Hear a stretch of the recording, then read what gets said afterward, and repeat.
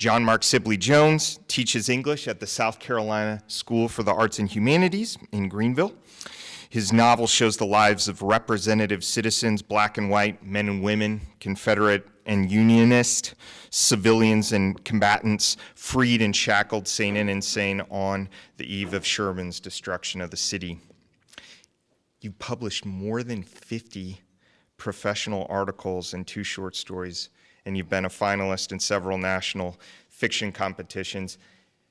Getting Dr. Sibley-Jones on campus was why I came up with the idea of the festival. So I'm really, really excited to have him close us today. Please welcome Dr. Sibley-Jones. Thank you,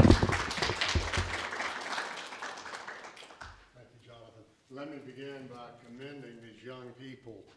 I wish I'd started writing when I was your age. I'd have been a real writer if I had. Let me remind you, or tell you, it's not in the way of reminding, but telling you, my closest friend, George Singleton, a writer, one of the most prolific short story writers in the country, has a book on writing. And in that book, he says to writers, always keep a bottle of WD-40, you know this, don't you, on your desk next to your computer. Do you know why? Reminds you if you don't write every day, you get rusty. How about that? Laugh, that was a joke. One of my better ones. I've been asked by Jonathan to talk to you about the importance of place. Both of our writers have made us or helped us to understand the importance of place by talking about specific locales in South Carolina. I'd like to say that I want to be in Walhalla in 2045 because I want to discover that rich diamond or whatever it is. I want to claim it. How about that? I want to do a couple of things today. I want to read very briefly from the novel. There are some exciting places in the novel. What I'm going to read to you, the 2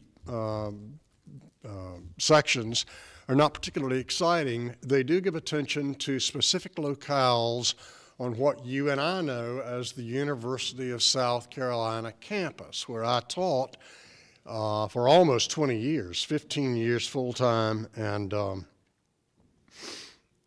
several years as an adjunct. How many of you have been to the University of South Carolina? You've been on the campus. And how many of you have been on what we call the horseshoe of that campus? Okay. In the early to mid-19th century, the horseshoe was the entire campus. In fact, it was then called the South Carolina College. After the Civil War, the name was changed to the University of South Carolina. So what I'm going to give you is a description of the horseshoe as it was in 1864. So we're on what you and I know as the horseshoe. There were 10 structures in all, 5 on either side of the green. Each stood 3 stories tall, 6 dormitory and classroom buildings, Rutledge, Pinckney, and Legree on the south side. I never have been able to say this, even though I've written about it. De Saussure, Harper, and Eliot on the north were divided into 3 sections. On either side of the central structures, wings extended some 80 feet in length. Now, that is a precise measurement. I'll tell you about the importance of that in a little while. He arrived at the last building on the north side, Rutledge, the first unit erected on the campus in 1802. He could not count the number of times he'd been in its chapel in the last 2.5 years. Situated in the center of the building, it occupied 2 stories. Thompson had told him that originally the floor above the chapel housed the library, later converted to a dormitory when the new library was built. Now, Joseph thought sadly, in place of the repository of learning were hospital beds and blood-stained floors. He entered the chapel and looked at the pulpit surrounded by a semi-octagonal stage. On either side of the pulpit, steps led to seats that would be occupied on the Sabbath by church officers, another set of steps to the pulpit itself.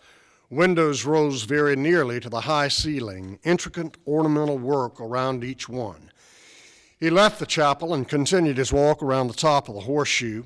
On the north side of the campus stood de Saussure, some 300 feet from Rutledge. Again, another precise measurement. The buildings, nearly identical in appearance, faced each other, as did the two other dormitory and classroom buildings on the north side and their counterparts on the south. Thompson had told him that before the campus was converted to a hospital, Harper housed the Euphratean Society and Legree the Clariosophic Society. Okay? Now, not a particularly riveting scene, right? But what it does is it establishes place for us. It tells us something specific about that locale in 1864. The reason the measurements are precise is there are readers in 2014, 2015, I can't remember exactly when the novel was published, 2014. There are readers who not only know the University of South Carolina in its present appearance, but there are readers who knew what it looked like in 1864, specifically historians, okay?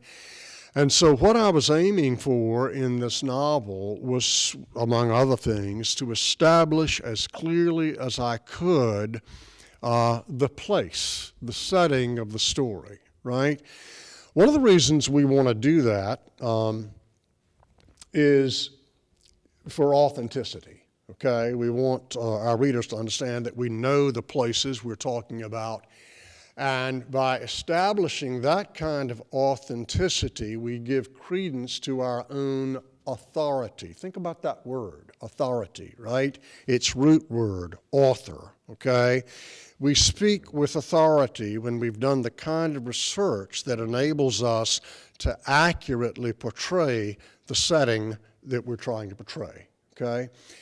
James Joyce, one of my favorite writers, once said in writing about Dublin, if I can get to the heart of the city of Dublin, I can get to the hearts of cities everywhere.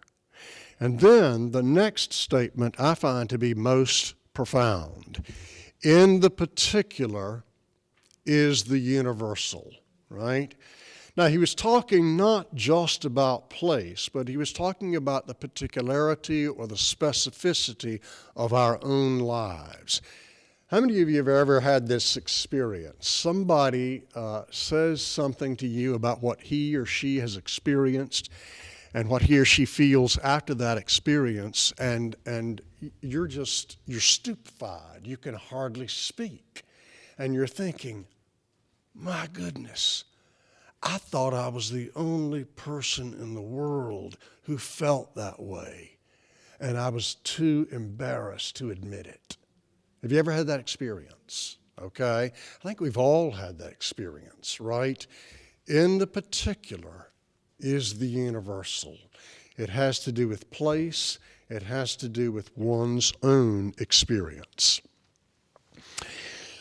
The other thing I want to say about the importance of place is that a writer should hope that a vivid description of place, and our two earlier readers gave us vivid descriptions of places, we should hope that a vivid description of place fixes the reader's imagination, not only fixes it, right, with respect to locale, but also fires the reader's imagination, enabling her, the reader, to envision a place that makes the story resonate with her. Now, I want to play a little game with you, okay? The game is this. You imagine that you are driving a car. In that car is your spouse. Some of you are going to have to imagine that you're old enough to be married. You particularly. I saw that frown. It's going to happen one day, so you just have to imagine, okay? You're with your spouse. Now, I want you to close your eyes. I'm just going to give you some words. Close your eyes. Mountain road. Late at night. February. Raining. sharp turn, embankment, control of car lost. You hurtle into the abyss. Okay, now open your eyes. Did you see yourself in any locale you have ever visited? I saw myself in the mountains just above Montreat, North Carolina. Montreat is about 12 miles east of Asheville. We spend our summers in Montreat. We have a little cabin up there. And just beyond Montreat, continuing east, you come to a place 9 miles away from Montreat called Old Fort. Has anybody here ever been to Old Fort? Okay.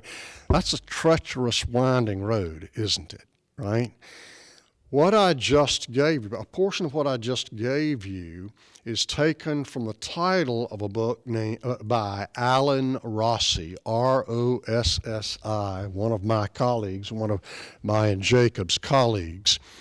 Alan is 39 years old. He will be, I think in the next 5 years, an internationally renowned writer. His first novel came out just a few weeks ago. It's been translated into a number of languages.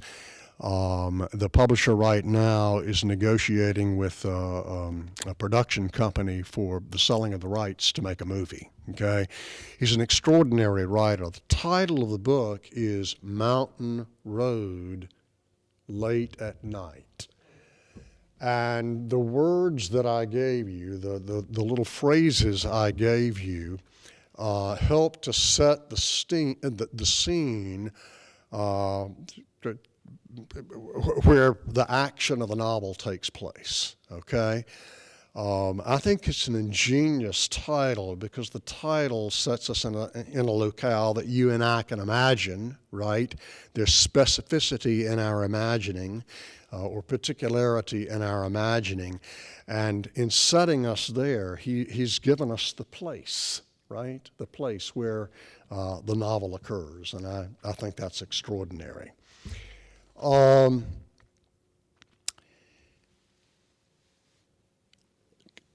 One of my favorite poets, again, we're talking about place, one of my favorite poets is Mary Oliver. You know Mary Oliver's work? God, she's wonderful. What's so brilliant about Mary? Oh, you like Mary Oliver. You know her work. Okay, well, what's so brilliant about Mary Oliver is that in writing about wrens, in writing about swamps, lagoons, hens, bears, ferns, roses, she forces us to see these objects, animate and inanimate, in ways that we've never really seen them before. I mean, she forces us to pay strict attention to what she is describing. And in paying strict attention to what we're seeing, right, on the page, our visions are broadened, right? Most of us tend to have very canalized or tunnel-like visions, right? We don't see very far beyond ourselves. But in seeing, the marvelous thing about seeing beyond ourselves to a place or to an experience or to an object, right? The marvelous thing is that what happens is almost paradoxical, right? We see the world beyond us, and in seeing the world beyond us, we become more intimately connected to ourselves. I don't know how to explain that paradox, but I know that it happens when I read, and you know that it happens when you read, right? Again, the particularity of place, the particularity of experience opens up for us all an experience that is universal. Last thing I want to say, and then I want to leave some time for questions, and I want to sit down before I get too boring. I'll tell you this story. I got to tell you this. It was one of my favorite stories. Prior to becoming a professor at the University of South Carolina and then an English teacher at the Governor's School, I was, for almost 20 years, a United Methodist minister. Oh, by the way, about place. I did not know this until Jonathan told me about an hour ago. I was born in the Methodist Church. Okay, I was born in 1957. In 1969, the Methodist Church merged with the Evangelical United Brethren to form the United Methodist Church. 1969, I was 12 years old. In 1983, after having received my divinity degree from Duke University, I started serving churches in Columbia, okay? And I was United Methodist minister for almost 20 years.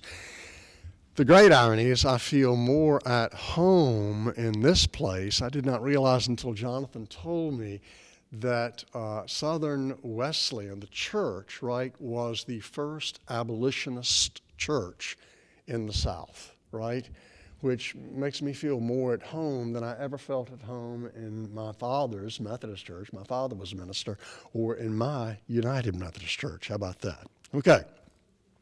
Anyway, one of my favorite stories, had a student in high school one day who came in and slammed her books on the table and said, "I don't even believe in God, and I pray every day to be out of this class." And I thought, well, at least I have her praying. You know, who knows what will happen after that? That's called witness. I was witnessing. Okay. Last thing I want to say is this. One of my dear friends, Scott Gould, yet another of our colleagues, had his second book accepted just a couple of weeks ago for publication. His third novel, which is in manuscript form, I'm reading. He's reading my manuscript. I'm reading his manuscript. And again, the last thing I'm going to say about the importance of place is this novel that Scott has written is set in Alabama, a particular place in Alabama. About 6 weeks ago, Scott took a long weekend to go to that place in Alabama. It's where his family originated, okay, and did research on that locale. He had to go to a seminary. One of the settings of the book is a cemetery, and he actually counted steps between plots in the cemetery, okay, because when this novel comes out, he's going to have readers who know that locale, right? And in describing a cemetery, you know what's going to happen to me who's never been to that place in Alabama? I am going to inhabit cemeteries through which I have walked, so that the story becomes, by way of transfer, by way of interpretation, my own story. Does that make sense? Okay. That's really all I have to say about place. I can talk more, but as Madeline, the student who confessed that she didn't believe in God, I bet she does now after so much praying. As Madeline used to say about me, you know, Sib Joe, they call me Sib Joe. I have never heard anybody talk so much and say so very little. So I'm going to talk less and hope to say more. Any questions from any of you? Please. I wonder when you try and create a story about, you went back to 1864 or whatever, and I've often conceived of a story in Brazil, Manaus, about the rubber boom in the 1900s. Well, so much has changed. So how do you want to be authoritative, but you don't know what's changed or not. So how do you work with that kind of passage of time that you... Okay, so set me straight here. You want to recreate something that happened in the early 20th century? Yes. But there's very little information about that place. Okay, that's tough. It's really, let me begin there. It's very tough, right? What you want to do, and what I had to do, is as much research as you possibly can. The advantage that I had is that when I was teaching at the University of South Carolina, my office was on the Horseshoe. And one building down from my office still is, the South Caroliniana Library. And so I went there every day for months doing research, reading 19th century documents, 19th century medical manuals, for example. I knew that in the early to middle part of the 19th century, what we now know as Main Street in Columbia was then Richardson Street, right? And so I called it Richardson Street. But again, I had the advantage of pretty detailed materials and provided by 19th century people who were living there at the time. When you don't have that, when you don't have that advantage, you go back as far as you can. If you can't get back to 1910, can you get back to 1940 or 1930 or 1927? Go back as far as you can.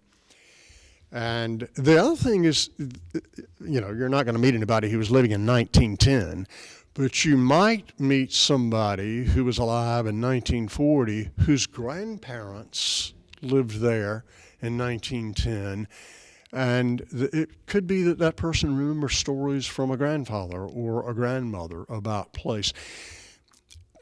One more, and this brings to mind something else, one more thing about place. My father was born in Duncan, South Carolina. Duncan, Lyman, Moore, that little triangle, okay? It's on the edge of Spartanburg County. It's the closest South Carolina town, I guess, is Greer. Is that right, John? Greer, yeah, okay.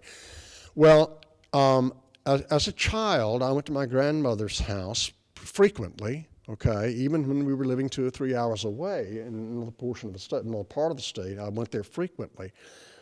My grandmother died in the early 80s, and we didn't go back to the place.